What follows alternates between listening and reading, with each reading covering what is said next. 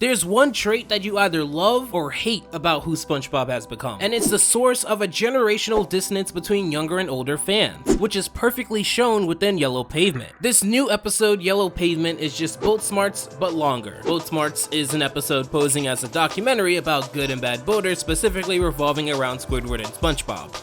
And Yellow Pavement is the same. Boat Smarts garnered a massive amount of hate because of this one trait that SpongeBob began to form unapologetically that was extremely rare to see in the first 3 seasons. What do you notice in these clips? This driver pays no heed to Boat Smarts. Can't see! No! This driver with no regard for safety.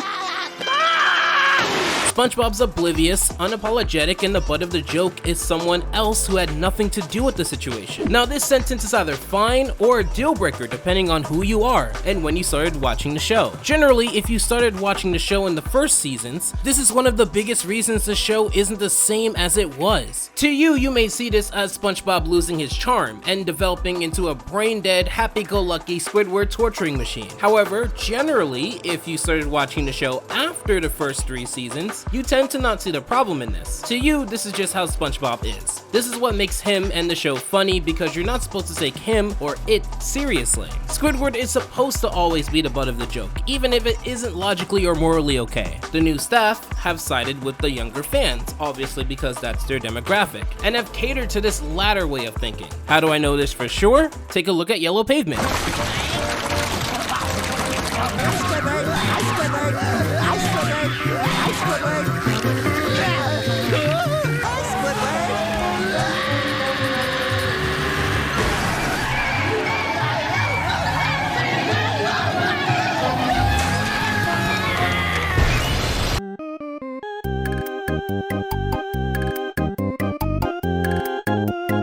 SpongeBob's oblivious, unapologetic, and the butt of the joke is someone else who had nothing to do with the situation. Is this episode better than Boat Smarts?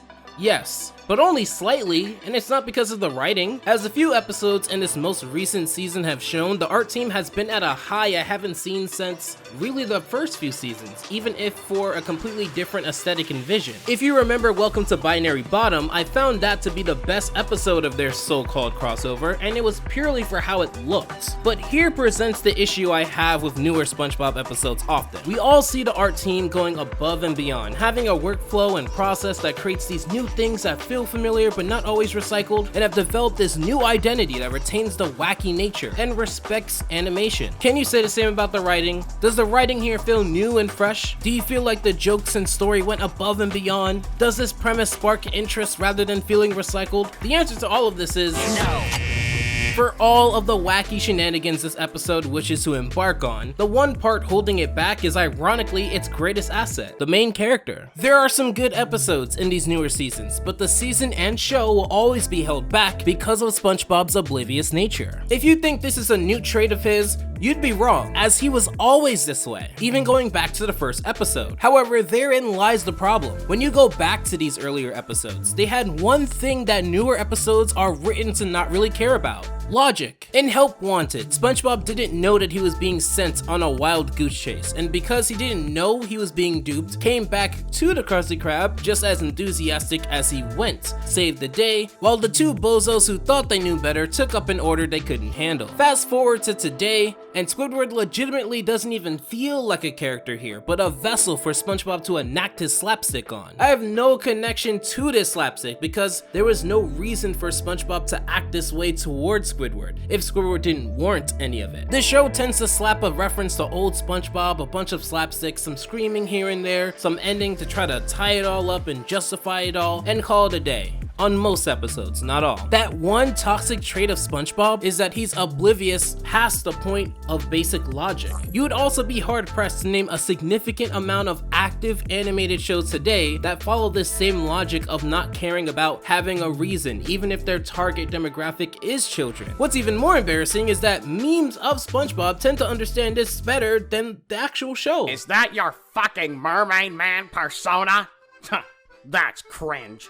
You're cringe! If a meme can understand the cause and effect of having a reason and reacting a certain way, then I'm sure the talented team can understand that there's not really a reason to watch Boat Smarts number 2 when we already have Boat Smarts number 1 that we've been avoiding. However, it goes deeper than this. When it comes to this episode, because this episode could have been amazing and I would have been more than happy to speak its good graces, the way I did with the salty sponge, there's the joke where Squidward nearly runs into the grandma and she bulks up and crushes his car and throws it away. That was somewhat funny. There was a time where Squidward pulled up his car to avoid hitting that one guy in his stand. That was somewhat funny. Even the end, where SpongeBob and Mrs. Puff improvise on the spot to finish the boating documentary, could have been a fun moment. It's not that these episodes lack potential gold in the writing, but simply there's no incentive to dig for it when you can crap out a script in a matter of hours that borrows the same joke it's been telling since I started making videos. Probably even before that.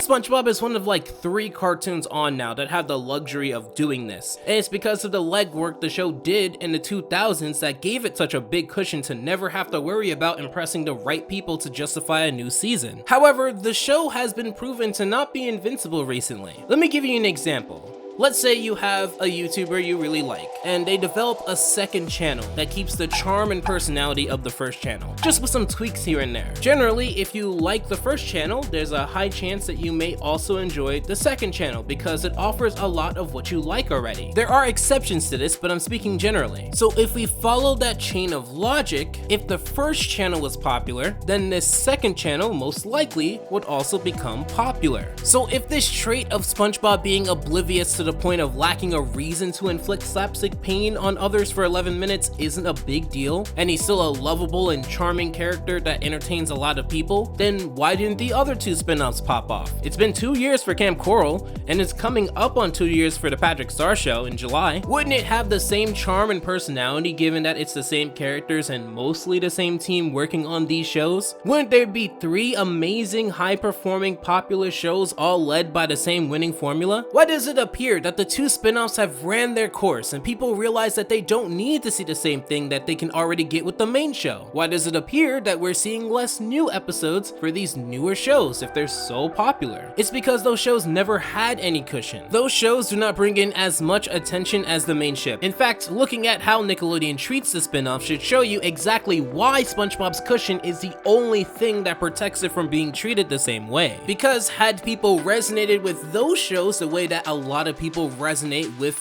the main show, that would show that SpongeBob's obliviousness that is turned up to a toxic degree, there is a big interest in seeing that. I don't understand why you would want to shut off older viewers to write the same episode over and over, when it's clear that you guys enjoy exploring SpongeBob lore with all the references and unique character dynamics that lead episodes now, but also creating amazing animated sequences and even wanting to develop a universe anyway. Older fans enjoy references, older fans still enjoy animation and wacky animation at that, and universes aren't something that only kids can enjoy if the MCU is anything. Kids today have so many options of what they want to watch, and newer shows that don't have a cushion know this, and they have to continuously adjust and refine to make sure that they can provide something to keep them entertained. SpongeBob might be the only show catered towards kids that's on today that I can say doesn't really do that. Even Teen Titans Go changed over the course of the years it's been on, and that show had problems too. There isn't a reason to fix this because there isn't a threat to the show, so while a majority of episodes are written this way, and I've shown this, I wish episodes were written more like the Salty Sponge, which you can check out why here.